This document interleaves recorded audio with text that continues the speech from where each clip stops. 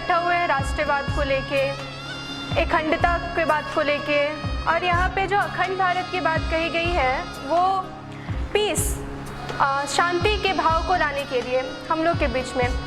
बहुत समय पहले बौद्ध भगवान जिन्हें हम मानते हैं वो शांति के लिए जंगलों में चले गए और अपने घर परिवार को, राजपाट को छोड़ के वो चले गए। जब उन्हें वो चीज़ मिल गई, ज्ञान प्राप्त हो गया, शांति मिल गई, और जब वो अपने राज्य में वापस आए तो उनकी पत्नी ने उन्हें कहा कि उन्होंने अपनी पत्नी से मिलने के लिए गए, तो उनकी पत्नी ने कहा कि आप यहाँ पे क्या ढूंढने आए हैं, आपको जो मिलना था आप तो चले गए। तो उन्होंने कहा कि मैं अपनी धर्म पत्नी से मिलने आया हूँ, अपने राज्य को देखने आया हूँ। तो उन्होंने कहा कि शांति वो नहीं जो आप सब कुछ को पीछे छोड़ के अकेले में जाके शांति को प्राप्त कर ले। शांति वो है जो सबके साथ मिलके और उनको समझ के और शांति को रखा जाए कि वो शांति है, सबको एक साथ में लेके। और अकेले में जाके आपने क्या शांति प्राप्त की, क्या ज्ञान प्राप्त किया, आपको इस दुनिया, देश दुनिया के बारे में क्या पता चला। तो बौद्ध भगवान ने कहा कि हाँ, मैं आपकी बातों से सहमत हूँ, और इस चीज़ के बारे में उन्होंने उल्लेख भी किया है। लगभग 9 करोड़ साल पहले हमारे जो ज्ञानी पुरुष थे उन्होंने कहा कि अगर दो पीपल के पत्तों को कागज़ पे रख के और 2 खरगोश की चित्र को बनाए, मानचित्र को बनाए और उन्हें पलट दे तो हमें अपने पूरे दुनिया का मानचित्र प्राप्त हो जाएगा। इसका मतलब है कि टेक्नोलॉजी आने से पहले वो लोग चंद्रमा पे जाके ये चीज़ देख चुके हैं। आज जिस चीज़ की हम लोग खोज कर रहे हैं वो पहले हो चुका है।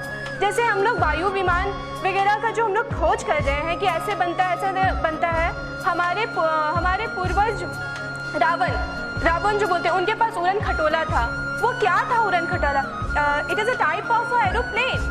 उन्हें ही देख के और उन्हें ही पढ़ के अब्दुल कलाम मिसाइल मैन जिन्हें बोला जाता है वो अब हमारे बीच में नहीं रहे। बहुत खेद है इस बात का कि हम लोगों ने इतने महान पुरुष को खो दिया। उनका नाम जो मिसाइल मैन पढ़ा है वो गीता पढ़ते थे। किस लिए गीता पढ़ते थे? उन्होंने रामायण भी पढ़ा है। किस लिए? क्योंकि उसके अंदर रामायण उन्होंने इसलिए पढ़ा क्योंकि रावण ने विमान बनाया था, उस टेक्नोलॉजी को उन्होंने लिया। और महाभारत भी वो उन्होंने पढ़ा है। यहाँ पे उन्होंने जाति को, धर्म को पीछे छोड़ के देश को आगे बढ़ाने का काम किया है। यहाँ पे जो हम लोग जो भारत को जो जोड़ने का काम कर रहे हैं वो क्या है? अगर हम लोग जोड़ेंगे तो यहाँ पे जाति, धर्म, भाषा, ये सबको तो पीछे छोड़ना होगा, तभी हम लोग आगे बढ़ेंगे। कहते हैं पृथ्व्या त्रीणि रत्नानि जन्मंत्र सुभाषितम मूढ़े पाषाण खंडे सुरत्न संज्ञा विधिवते। पृथ्वी के 3 रत्न हैं, जल, मंत्र, सुभाषितम। अगर आपकी भाषा, आपकी बोली अच्छी है, आपको सभी कोई आपका मान करेंगे। जल, वायु, ये हमें जीने के लिए चाहिए। अगर हम लोग भारत को जोड़ने का बात कर रहे हैं तो जो जैसे हम लोग बोलेंगे अखंड भारत अखंड भारत का भाग है। अखंड भारत का भाग नहीं है। ये कहना गलत होगा कि अखंड भारत को भारत में शामिल करें, नहीं, भारत को अखंड भारत में हमें शामिल करना है। इसलिए हमें जाति से आगे बढ़ना होगा। और जो आजकल जो हम लोग अपने मिसाइल्स पे, अपने टेक्नोलॉजी पे, अपने वो वेपन्स पे और आर्मी को तैयार करने में जितने पैसे लगा रहे हैं, अगर शायद वो हम लोग बच्चों पे, स्कूल कॉलेजेस पे लगाते तो आज हम लोग अमेरिका से आगे होते। और यहाँ पे जो पाकिस्तान की बात की जा रही है कि पाकिस्तान टेररिज्म की तरफ बढ़ रहा है, कुछ लोग ही हैं जो माहौल को ख़राब करने की कोशिश कर रहे हैं। अगर उन्हें अलग कर दिया जाए तो आई थिंक हमें लड़ने की कोई ज़रूरत ही नहीं पड़ेगी। जो भूख से हम लोग बिलख रहे हैं, मर रहे हैं, पाकिस्तान जो पंजाब से जुड़ा हुआ है और पंजाब की आधी धरती पाकिस्तान के पास है, उसमें साल में 3 बार अनाज पैदा किए जाते हैं। एक खेत में साल में 3 बार, वो भी चावल। हमारे देश में बहुत सारी जगह है जहाँ पे चावलों का नामो निशान नहीं है, जिसमें उड़ीसा में पहले लोग चावल के बारे में उतना नहीं जानते थे सबसे पहले। उसके बाद क्या हुआ, उड़ीसा की धरती हमेशा से ही हरी भरी रही है। फिर यहाँ पे धीरे धीरे करके कृषि क्षेत्र ये उड़ीसा बना। यहाँ पे अब चावल साल में 2 बार उगाए जाते हैं। ये पखाल भात जो मैं नहीं थी तो I don't know about any culture.